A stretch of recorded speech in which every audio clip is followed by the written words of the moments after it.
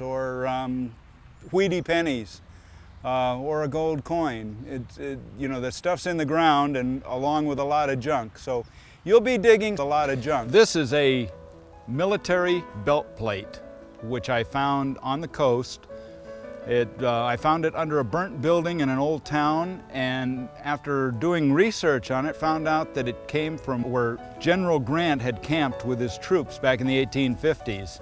And they stayed there for quite some time. It was an area, a staging area for the gold rush. And I would imagine that this belt plate belonged to one of Grant's troops. This is a U.S. military officer's button, which was made in somewhere between 1821 and 1854. It's still got the silver on it. I found this in the gold fields, not far from here, up in the hills, in the Trinities, near an area where the troops were sent in to protect the miners from the Indians back in the gold rush era.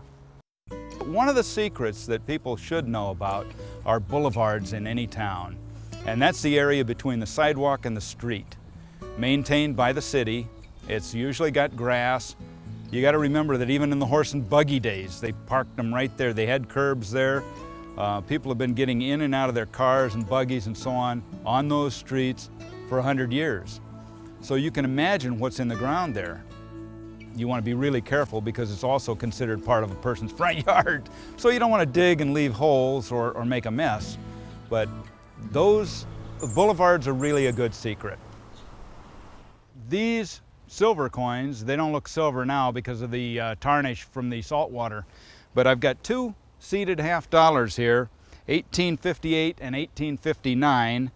Below that are two half dimes, and they're 1853 and 1854. They're all S coins, minted in San Francisco, and who knows what ship they were on when it lost its cargo, and these included.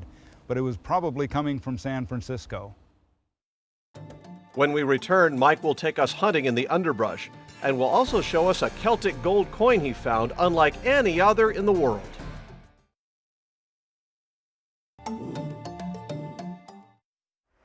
Welcome back to Treasure Hunting America. Mike Howard not only searches the obvious sites, he sometimes gets down and dirty in his hunt for treasure.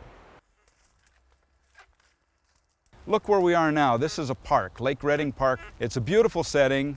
There are valuable coins and artifacts still left in this park from the 1800s and all through the 20th century.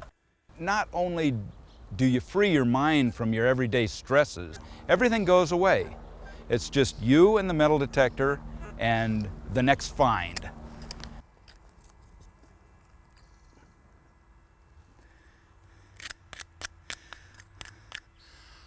A real old can lid. Probably has some lead in it, and that's why it gave off the good signal. That's very old. There's a lot of old stuff in this part of the park.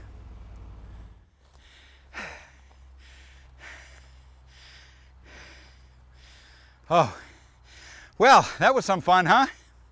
That's what we call woods hunting. There's a lot of artifacts sitting in here. This is the very old portion of the park. After it was just a public park, it became a car park in the 20s and 30s. So people were in here parking their cars. There are a few cement abutments mixed in through these woods. But unfortunately, it's really almost undetectable with all the berry bushes and all the brush in there. When you walk across a piece of ground, you have no idea what the history of that ground was. You can't see on the ground, for the most part, you can't see what has happened there in the past. With a metal detector, you can cross a piece of property and basically garner the history of that property. This is a little coin that I found out in the middle of a farmer's field. It was a pea field. It's the best find that I found in England. It's a handmade Celtic Iceni gold quarter stater. And it depicts a long-legged wolf with a bristled back and gaping jaws on the front and a wild boar on the back. This coin has never been seen before. It's valued at about $10,000. I donated it to the Castle Museum in Norwich. If you're really serious about metal detecting and you want to find good old artifacts and coins, is to do some research. Go to the library, go to the Historical Society, talk to the old timers, especially old timers from the area. They can tell you where they used to have the 4th of July celebrations, the church picnics. Areas like that could be fields today are very promising because people overlook them. The best tip for a metal detector, especially if you're just getting started in the field, is to buy a good metal detector. Don't buy a low-line metal detector and expect it to do the job of a mid-line or upper-line metal detector. You don't have to buy the best, just don't buy the cheapest. Get something that's got some bells and whistles so that it can at least eliminate iron, tell you what you're looking at in the ground, and make a reasonable guess as to whether you want to dig it or not. England seems to be the place that has the most promise for finding what I'd really like to find, and that's a buried hoard. A few hundred or a few thousand coins from any era. And every time I'm in England, I don't pass up any large signal. And I dig them all up, even though it takes hours to get to some of these things. And they're usually a plowshare or a brass riveted piece of iron from centuries ago.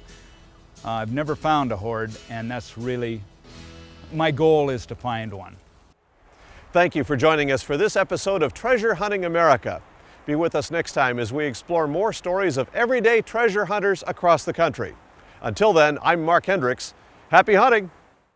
Treasure Hunting America is sponsored by White's Electronics, manufacturers of the world's finest metal detectors. For over 50 years, White's has been building metal detectors in the USA for treasure hunters around the world. For more information, visit their website or call the number on your screen.